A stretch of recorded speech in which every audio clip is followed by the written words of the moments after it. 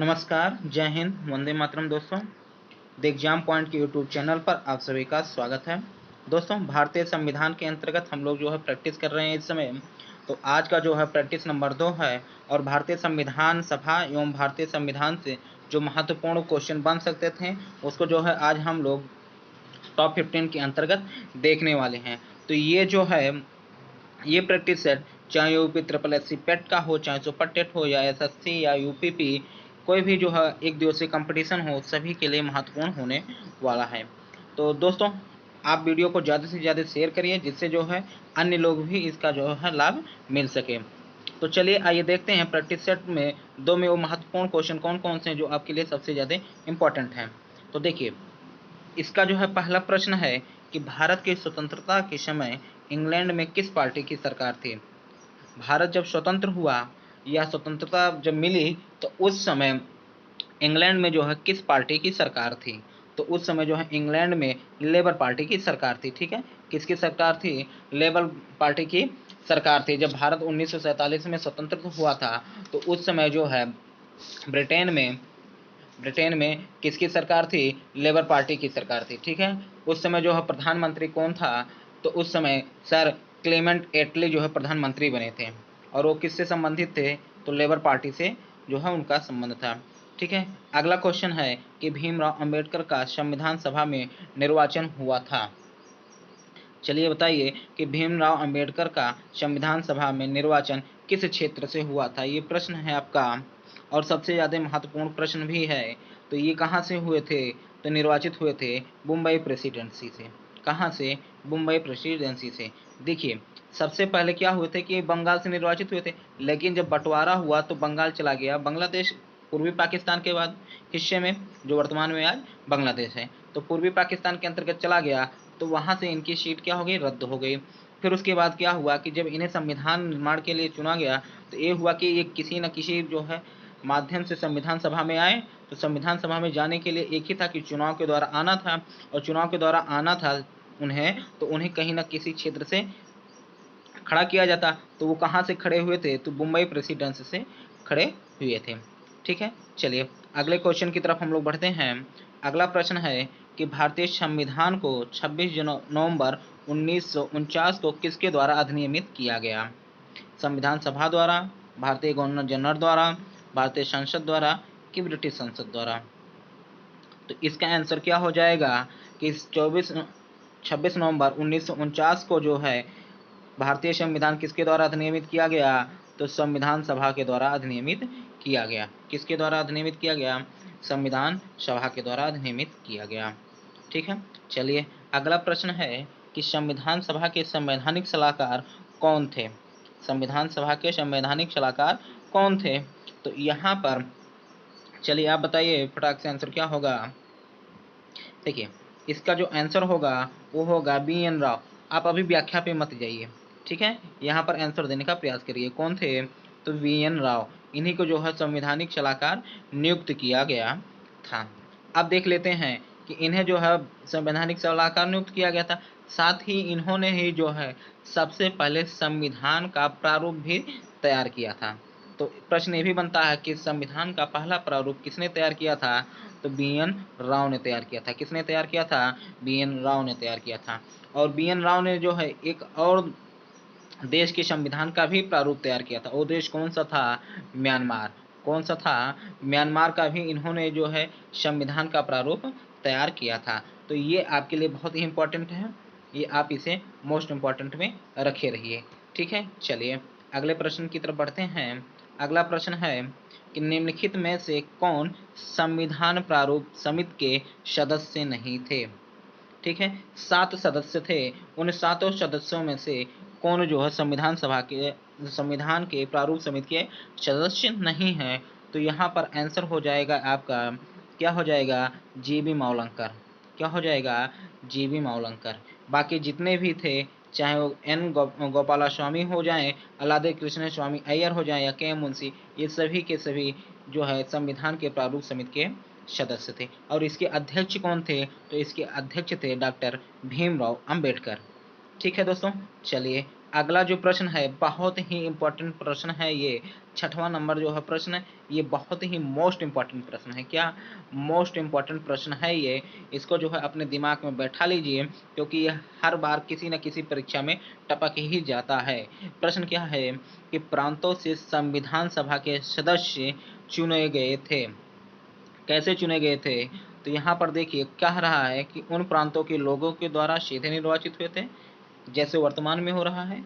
क्या भारतीय एक राष्ट्रीय कांग्रेस तथा मुस्लिम लीग द्वारा नामित हुए थे, या भारतीय विधानसभाओं द्वारा प्रांतीय विधानसभाओं द्वारा निर्वाचित हुए थे, या सरकार द्वारा संवैधानिक मामलों में उनकी विशेषज्ञता के लिए चुने गए थे?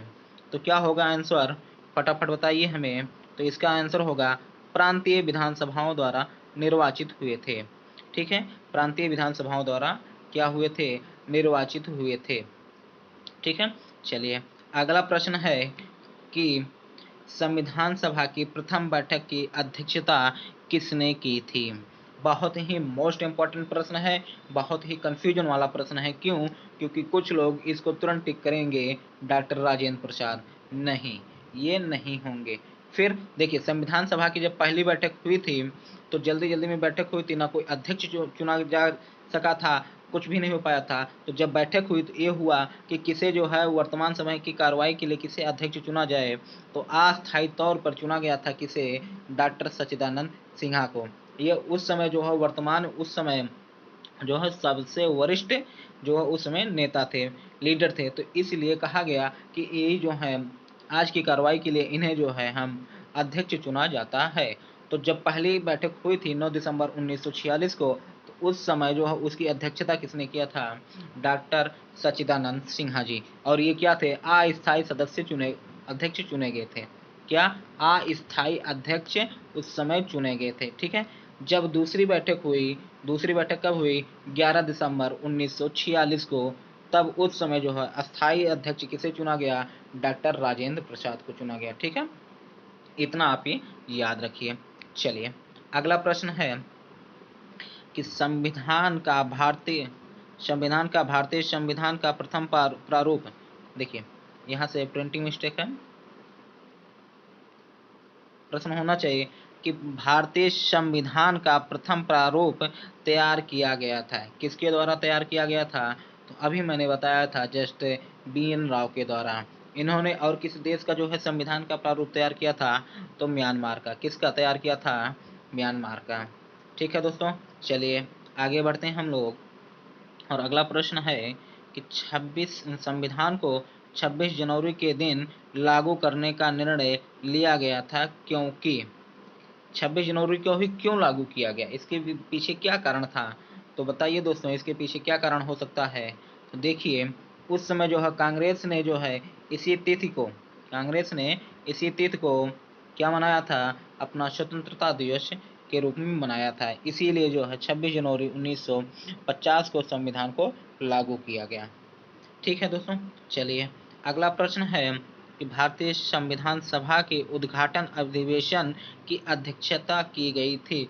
उद्घाटन अधिवेशन की अध्यक्षता का तात्पर्य यही है कि जब संविधान सभा की पहली बैठक हुई थी, कब हुई थी? 9 दिसंबर 1946 को। तो उस समय पहली बैठक की अध्यक्षता, या कह लें कि उद्घाटन की अध्यक्षता किसके द्वारा की गई थी? तो वो कौन थे? तो डॉक्टर सच्चिदानंद सिन्हा द्वारा की गई थी। ठीक है, चाहे आप उद्घाटन की बात कर लें, चाहे आप पहले जो है बैठक की अध्यक्षता की बात कर लें, दोनों में कौन होंगे? डॉक्टर सच्चिदानंद सिन्हा।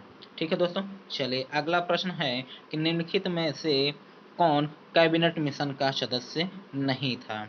तो देखिए कैबिनेट मिशन जब आया था, भारत कब आया? तो भारत आया 24 मार्च 1946 को। ठीक है, इसका गठन ब्रिटेन में कब हुआ? 22 जनवरी 1946 को। इसमें 3 सदस्य थे। कौन कौन थे? पैथिक लॉरेंस, स्टेफन क्रिप्स, एवी अलेक्जेंडर। तो इसके सिवाय कौन थे? विलियम वुड जो है, ये जो है कैबिनेट मिशन के सदस्य नहीं थे। और दी मोस्ट इम्पॉर्टेंट प्रश्न यूपी पेट 2021 में पूछा गया प्रश्न है कि भारतीय संविधान में कुल कितनी महिलाएं थीं? तो भारतीय संविधान सभा में कुल कितनी महिलाएं चुनी गई थीं? 15 महिलाएं चुनी गई थीं। ठीक है दोस्तों, चलिए अगले प्रश्न की तरफ बढ़ते हैं। अगला प्रश्न है कि संविधान सभा में भारतीय संविधान का तृतीय वाचन कब प्रारंभ हुआ था। देखिए 3 वाचन हुए थे। प्रथम वाचन कब हुआ था? 4 नवंबर 1948 से लेकर कहां से कहां तक, एक सेकंड, पहला वाचन कब हुआ था? 4 नवंबर 1948 से लेकर 9 नवंबर 1948 के मध्य जो है पहला वाचन हुआ था।